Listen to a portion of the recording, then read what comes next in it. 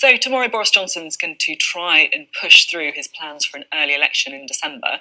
How will you be voting? I should be voting against it. This is not the time to be holding a general election. It's a time for cool heads and grown-up government. Parliament has indicated clearly that it is willing to support this deal. Prime Minister said he wants the deal. These deadlines, 31st of October, are meaningless. The key thing now is to get the deal properly scrutinised in Parliament. That doesn't mean delaying it by months. It means giving Parliament a few days, a couple of weeks, to scrutinise the bill, amend it if necessary, and then we can make progress. And the government should stop making threats, stop throwing tantrums, and get on with the grown-up business of doing its business. Just because it can't get exactly what it wants doesn't mean that it should stop working. You say it's a time for grown-up government. I assume you don't think that's what we have right now then? Well, this approach of, the government will say what it wants, and if it doesn't get it, it will simply stop. It won't engage with the reality, is not grown up. Parliament, the government doesn't have a majority in Parliament, and any government owes its legitimacy to Parliament, and it has to trim to the clearly expressed will of Parliament. Now, Parliament has made it clear that it will support the Prime Minister's deal. But of course, there will be amendments that will be moved during the course of the consideration of the bill. Some of them will simply improve Parliament's control of the next stage of the process. Some of them will be much more challenging for the government, and some of them the government would feel very strongly opposed to, but that's not a reason for not considering them. I'm interested to know your views on some of the amendments that might be attached to the legislation, but just to kind of finish off on the election business, I assume that you won't be backing the Lib Dem and SNP call to try and get an election by December the 9th either in this case. No, it's the same point. We've got to solve the Brexit problem, and then of course, we will have to have a general election in due course. And when we do have that election, are you still hoping to stand as a Conservative candidate? Well, at the moment, that's not possible because I don't have the Conservative whip, and I am not going to change what I say and what I believe and what I think about is important for Britain's future in any kind of attempt to sort of sneak back in and curry favour with the Conservative leadership. I hope that the party leadership would recognise in due course that abandoning the concept of a broad church Conservative party that embraces people that have a wide range of views, abandoning that would be electorally very damaging, but I'm not holding my breath. So would you run as an independent then if you aren't offered a way back into the party? That's my intention, yes. Okay, now let's talk about the bill, because it's pretty clear that you want to get that withdrawal agreement bill back on the table, really scrutinise it. But would you vote for it and continue to vote for it as it currently stands?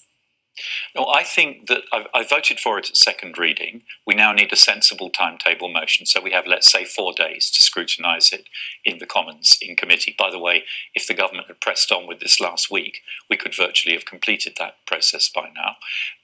I want to see parliamentary oversight of the next stage of negotiation strengthened. Because let's be very clear, the so-called deal that Boris has presented represents a final solution only for 2% of the UK's population, the 2% that live in Northern Ireland. For the other 98%, we'll be left dangling, not knowing whether we're going to end up with a real deal with the European Union or whether we're going to effectively be in a no-deal situation at the end of 2020. That's just more uncertainty for business and for people as they go about their day-to-day affairs. So what we need to do is strengthen parliamentary control of the process. Now, that's not a guarantee of anything, of course. The next parliament may have a clear majority for a hard Brexit, in which case that's what it will pursue. That's how democracy works. But we can at least ensure that Parliament, not the government, has control of that process. I mean, there's likely to be several amendments to the bill, not least one for a second referendum. I remember the last time that I interviewed you, have a quick look at what you said, I think, about a second referendum. I said it's a credible option. Yes, you said it's a perfectly coherent position. Many people will be strongly opposed to it, but it is a coherent position and it deserves to be considered. So would you back an amendment for a second referendum? Probably not. So saying that it's a coherent proposition that deserves to be considered is not the same as saying I would back it. I have long said that the only way we're going to solve the crisis in our society and our politics that Brexit has created is by a compromise, a deal which represents a bit of give and take between the Leave and the Remain sides of the argument. A referendum just asks the question again between two binary outcomes, and even if the numbers move, will leave a very large proportion of the population feeling that they've lost out and don't have a stake in Britain's future. So I don't think repeating the question is the right way forward. I think a compromise deal is the right way forward. And could that include a customs union, for example? That's another amendment that could very well be put. Would that be the kind of compromise that you could support? Yes, I could support a customs union. Customs union would overcome the problem that there are two problems at the centre of this deal. The first one is that it splits Northern Ireland from the rest of the United Kingdom. If the whole of the United Kingdom was in a customs union, then the whole of the United Kingdom would be treated the same, and the threat to the union with Northern Ireland would be gone. And the second big challenge with this deal is that it clearly could be a route to a no-deal exit at the end of 2020. And we've got to rule that out. People like me have been saying from the very beginning, what we're focused on is making sure that we avoid a no-deal exit. And that applies as much to a no-deal exit in December 2020 as it does to a no-deal exit in October 2019. At the same time, though, many of our viewers listening to this will be like, look, we always hear this from MPs, that they just want to stop no deal. But at the same time, what MPs are trying to do is to just bog everything down, to be in this Brexit purgatory until Brexit just doesn't happen at all. I mean, we've just missed successive deadlines. And MPs have to take some responsibility for this as well, don't they? Well, look, the deadline, the so-called deadline next Thursday, as Nicky Morgan has just said, wasn't decided by anybody in the UK, wasn't voted on here. It was imposed by the European Union. It's a totally arbitrary date. Of course, we've got to get this resolved now as soon as we possibly can. And we need to resolve it by a deal which takes us out of the European Union so that we're done with membership of the Union, and that's a big win for those that want to leave the European Union, but a deal that also ensures that our economy will remain closely aligned with our biggest market and our biggest customer, and that is a win of sorts for those who want it to remain, so that we can go forward with some kind of compromise that allows this country to come back together and be a success in the future. You just said that the 31st is an arbitrary deadline. It Yes. looks like we are staring another extension in the face. I mean, you, of course, have had conversations with many people in the EU, in Brussels. What's your sense about how long that extension could be? Well, we mandated the Prime Minister to ask for a 3-month extension to the 31st of January, and we did that on the basis of our best assessment of what was the right balance between views at home and views in Europe about what an extension could look like.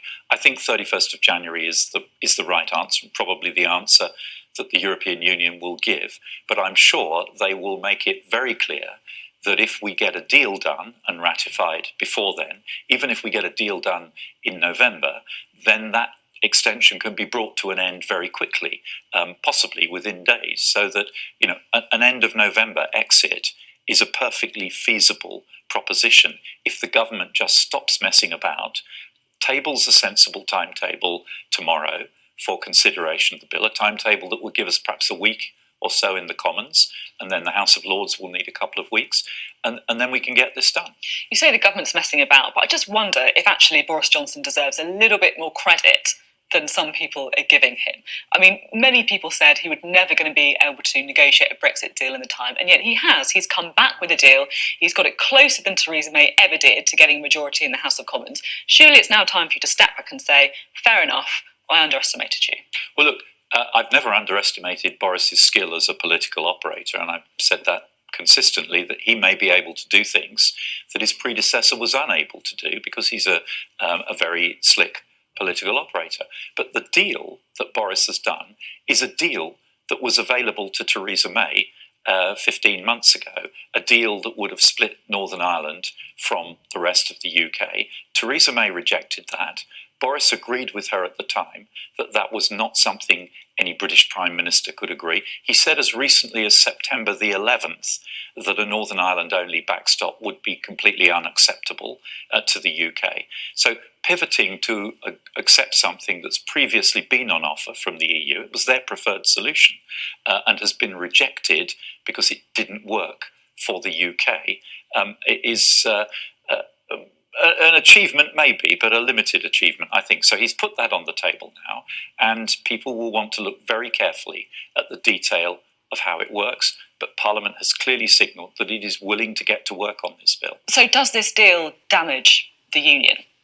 Potentially it does. I say potentially because if the UK has a very close relationship with the EU, quota-free, tariff-free trade, alignment of regulations, for example, then that means that trade between Great Britain and Northern Ireland will flow freely and without any interruptions, any complications. But if we have a different relationship, a WTO relationship with the EU, then there will be a hard border between Great Britain and Northern Ireland, and that would be extremely damaging to the Union. Just finally, kind of in the past, I think people saw you as a bit of a classic Conservative, kind of Eurosceptic, Chancellor, former Foreign Secretary, and now you have morphed into a rebel. So I'm just trying to work out how are you finding life now as a kind of troublesome backbencher? Well, look, I haven't changed my position. What's happened is that the government that I desperately want to support has changed its view and is now presenting a deal which could head to a no-deal WTO outcome at the end of 2020. And that's something I am very clear we must avoid for the sake of our economy and for the sake of the United Kingdom. So I will do what I have to do and say what I have to say. It's not a comfortable position. I'm not a natural rebel. I want to be a part of the Conservative family, a party I've belonged to for 45 years. And I would very much hope the Conservative Party does eventually decide that it wants to remain a broad church and it wants to have space for people with my views as well as people with Ian Duncan Smith's views within the same party. Okay, Philip Hammond, thank you very much for being on the programme.